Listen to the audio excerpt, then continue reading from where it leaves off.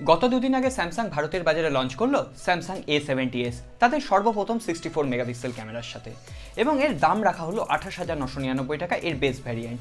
এখানে আপনি দুটো র্যাম ভ্যারিয়েন্ট পেয়ে যাবেন, 6GB র্যাম ভ্যারিয়েন্টের সাথে 128GB ইন্টারনাল মেমোরি এবং 8GB র্যাম ভ্যারিয়েন্টের সাথে 128GB ইন্টারনাল মেমোরি। আজকে আমরা এই এপিসোডে এই ফোনটিকে নিয়ে কথা বলবো। আপনি যদি এর প্রাইস লিস্টটা দেখেন তাহলে কিন্তু এটা প্রিমিয়াম রেঞ্জের একটি ফোন।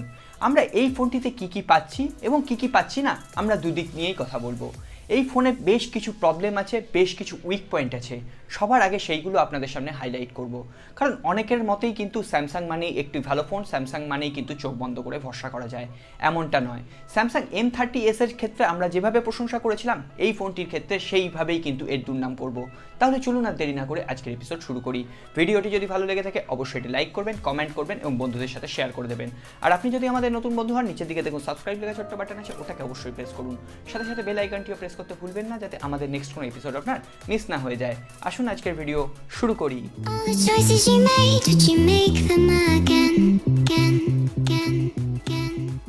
প্রথমেই মনে করি যদি অ্যামাজন এবং ফ্লিপকার্টের ওপর লাস্ট আওয়ার সেল চলছে, আপনি যদি এর গ্রেট অফারগুলো মিস করতে না চান অবশ্যই আই বাটনে থাকা দুটো ভিডিও দেখে নেবেন, একটি অ্যামাজনের ওপর এবং একটি ফ্লিপকার্টের ওপর। প্রথমেই আমরা কথা বলবো এই ফোনটির ডিসপ্লে, ডিজাইন এবং বিল্ড কোয়ালিটি নিয়ে। এখানে আপনাকে দেওয়া হচ্ছে 6.7 inch full HD plus full view super AMOLED display এবং এখানে একটি ড্রপ নট স্ক্রিন আপনি পেয়ে যাচ্ছেন। ডিসপ্লে কোয়ালিটির দিক থেকে কিন্তু স্যামসাংকে কোনো অভিযোগ করার জায়গা নেই। এখানে আপনারা জানেন স্যামসাংয়ের ডিসপ্লে অনেকটাই আপ টু দ্য মার্ক এবং তার ব্যবহারের ইউজার এক্সপিরিয়েন্সও অনেকটাই কিন্তু বেটার। এরপরে আমরা যদি এর খারাপ দিকগুলো দেখি তাহলে সারা অফিসিয়াল ওয়েবসাইট ঘুরেও আপনি কিন্তু এখানে কী ধরনের গ্লাস প্রোটেকশন ইউজ করা হয়েছে সেটা খুঁজে পাবেন না। আদৌ এখানে গ্লাস প্রোটেকশন ইউজ করা হয়েছে কিনা সে ব্যাপারে কিন্তু কোনো কনফার্মেশন নেই স্যামসাংয়ের তরফ থেকে। এরপর যদি আপনি এর ব্যাক প্যানেলটা দেখেন, সেখানে 3D ডায়মন্ড কাট ডিজাইন দেওয়া হয়েছে কিন্তু পলিকার্বনেট ইউজ করা হয়েছে। প্রায় 29,000-এর কাছাকাছি একটি ফোনের দাম, সেখানে পলিকার্বনেট বডি এবং কী ধরনের গ্লাস প্রোটেকশন ইউজ করা হয়েছে তার কোনো কনফার্মেশন নেই। এটা কতটা যুক্তিযুক্ত আপনাদের কি মনে হয় অবশ্যই কমেন্ট বক্সে লিখে জানাবেন। এখানে আপনি 3টে কালার ভ্যারিয়েন্ট পেয়ে যাবেন, একটি রেড, একটি হোয়াইট এবং একটি ব্ল্যাক, এবং পেছনের দিকে থাকছে 3D ডায়মন্ড কাট ডিজাইন যেটা রিয়েলমি থেকে ধার করা। এখানে স্যামসাং A50s কে যেমন দেখতে পেছন থেকে, ঠিক একই রকম ডিজাইন কিন্তু আপনি স্যামসাং A70s এর ক্ষেত্রেও দেখতে পাবেন। এরপর আমরা কথা বলবো এর পারফরমেন্স নিয়ে। এখানে ইউজ করা হয়েছে কোয়ালকম স্ন্যাপড্রাগন 675 প্রসেসর, যেটি একটি অক্টাকোর বেস প্রসেসর এবং 2 GHz ক্লক স্পিডে রান করে। অবাক হচ্ছেন? অবাক হওয়ার কিচ্ছু নেই। এই একই প্রসেসর আপনি রেডমি নোট 7 প্রোতে দেখতে পাবেন, যেটার দাম এই সেলে হয়ে দাঁড়িয়েছে 11,999 টাকা। প্রায় 3 ডবল দামের কাছাকাছি একটি ফোন, সেখানে দেওয়া হচ্ছে কোয়ালকম স্ন্যাপড্রাগন 675। আমি কোনো রকম যুক্তি খুঁজে পেলাম না। অন্তত পক্ষে এখানে স্ন্যাপড্রাগন 730G প্রসেসর দিলে সেটা কিন্তু একটি যুক্তিযুক্ত হতো, কিন্তু এখানে দেখুন রেডমি K20 Pro সেখানে দিচ্ছে কোয়ালকম স্ন্যাপড্রাগন 855 প্রসেসর। তো সেক্ষেত্রে এই প্রসেসরটি কিন্তু এই প্রাইস পয়েন্টে খুবই উইক। এখানে আপনি ডেলি টু ডেলি লাইফে যে অ্যাপ্লিকেশনগুলো ইউজ করেন সেগুলো তো খুব ভালোভাবেই পারফর্ম করতে পারবে, সেক্ষেত্রে কোনো অসুবিধে নেই। অ্যাসফল্ট বা পাবজির মতো গেমও কিন্তু হায়ার গ্রাফিক্স সেটিংসেও আপনি খেলতে পারবেন, তাও অসুবিধে নেই। কিন্তু আমি যখন এত টাকা একটি স্পেন্ড করছি ফোনের পেছনে, তখন আমি কেন চাইবো না একটি ভালো প্রসেসর, কেন চাইবো না এর থেকে একটি বেটার পারফরমেন্স? এখন আপনারাই প্রশ্ন করবেন যে এখানে 64 মেগাপিক্সেল ক্যামেরা দিচ্ছে স্যামসাং, সেটাই বা কম কি? সেটার কথায় পরে আসছি, তার আগে ব্যাটারি সেকশনটা বলে দিই। ব্যাটারি সেকশনে কিন্তু কোনো রকম কমপ্লেন করার জায়গা নেই। এখানে আপনাকে দেওয়া হচ্ছে 4500 mAh এর ব্যাটারি, সাথে 25 ওয়াটের ফাস্ট চার্জের সাপোর্ট এবং টাইপ সি পোর্ট তো থাকছেই, এটা নতুন করে বলার কিছু নেই। তো সেক্ষেত্রে ব্যাটারি পারফরমেন্স যা দেবে তাতে আপনার একদিন চলে যাবে, এবং আপনি যদি নর্মাল ইউজার হন সেক্ষেত্রে দুদিনও ব্যাটারি ব্যাকআপ চলে যাবে। কিন্তু একটি কথা মাথায় রাখবেন, এখানে 6.7 ইঞ্চি স্ক্রিন, ফোনটি কিন্তু যথেষ্ট বড়, তো এটাও একটি হ্যান্ড ফিলিংয়ের ব্যাপার রয়েছে। আগে বলতে ভুলে গেছিলাম, তাই এখন শেয়ার করলাম।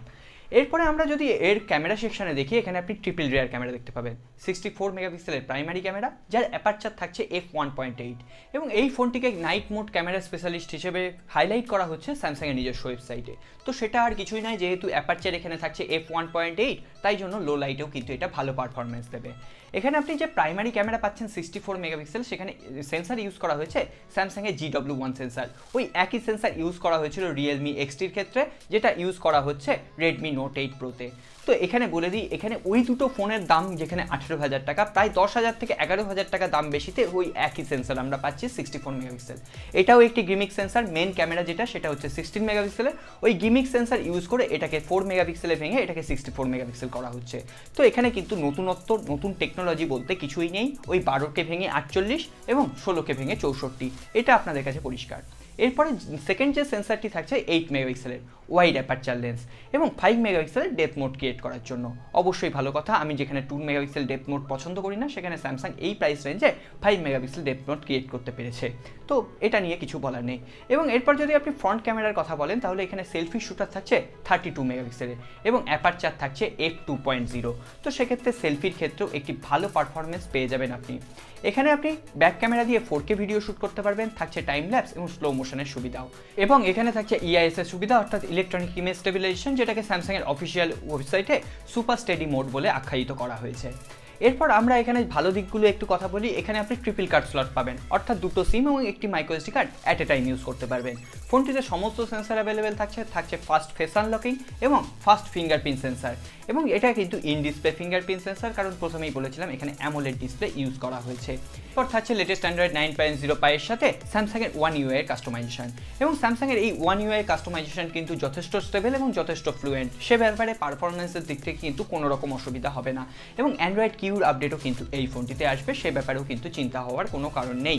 এখানে ইউএফএস 2.1 স্টোরেজ টাইপ ইউজ করা হয়েছে, DDR4X র্যাম থাকছে, সুতরাং পারফরমেন্সের দিক থেকেও একটু বেটার হবে, এবং এখানে কিন্তু কোনো রকম ফ্ল্যাশ প্রুফ ডিজাইন থাকছে না, সুতরাং জলের হাত থেকে সাবধান। এখানে এখন 15,000 টাকা প্রাইস রেঞ্জে যে কোনো ফোনে কিন্তু ফ্ল্যাশ প্রুফ ডিজাইন থাকে, এই ফোনটিতে যদি কোনো রকমের সেটা দেওয়া যেত আমার মতে বেটার হতো। তো এখানে সব থেকে হাই পয়েন্ট সৃষ্টি করা হয়েছে 64 মেগাপিক্সেল ক্যামেরা। তো আপনি যদি আমাকে জিজ্ঞেস করেন তাহলে আমি বলবো শুধুমাত্র 64 মেগাপিক্সেল ক্যামেরার মোহে এই ফোনটিকে বেছে নেওয়া কিন্তু কোনো রকম যুক্তি নেই। তার থেকে আপনি রিয়েলমি এক্সটি নিন, রিয়েলমি এক্সটি যে 730 ভার্সানটা আসছে ডিসেম্বর মাসে সেটা নিন, এছাড়াও রেডমি নোট 8 প্রো এর জন্যও আপনি ওয়েট করতে পারেন। সেক্ষেত্রে কিন্তু এই ফোনটি আমার মনে হয় অতটা বেস্ট ভ্যালু ফর মানি হয়ে উঠছে না। এরপর আপনাদের কি মনে হয় অবশ্যই কমেন্ট বক্সে লিখে জানান। এরপর অনেকেই জিজ্ঞেস করেন বাংলাদেশের বন্ধুরা যে তাদের বাংলাদেশে কবে পাওয়া যাবে। বাংলাদেশে অক্টোবরের লাস্ট উইকেই কিন্তু এই ফোনটি পেয়ে যাবেন, এবং এর দাম হবে প্রায় 42 থেকে 45,000 টাকা বাংলাদেশি টাকায়। তো আমার মতে কোনো যুক্তি নেই এই ফোনটিকে বেছে নেওয়ার, কারণ এই মার্কেটে এই ফোনটির সাথে কিন্তু কম্পেয়ার করার মতো অনেক কম দামে আপনি ভালো স্মার্টফোন পেয়ে যাবেন। তো আমি আর কথা না বাড়িয়ে ভিডিওটি এখানেই শেষ করব। আশা করি এই ভিডিওটি আপনাদের খুবই হেল্পফুল হবে। ভিডিওটি যদি ভালো লেগে থাকে একটি রিকোয়েস্ট করছি, অবশ্যই এটি লাইক করবেন, কারণ আপনার একটি লাইক আমাদের নতুন নতুন ভিডিও তৈরি করতে অনেক বেশি ইন্সপায়ার করে। আর আপনি যদি আমাদের নতুন বন্ধু হন, নিচের দিকে দেখুন সাবস্ক্রাইব লেখা ছোট্ট বাটন আছে, ওটাকে অবশ্যই প্রেস করে দিন। সাথে সাথে বেল আইকনটিও প্রেস করতে ভুলবেন না, যাতে আমাদের নেক্সট কোনো এপিসোড আপনার মিস না হয়ে যায়। দেখা হবে আগামী পর্বে। খুব ভালো থাকবেন। নমস্কার।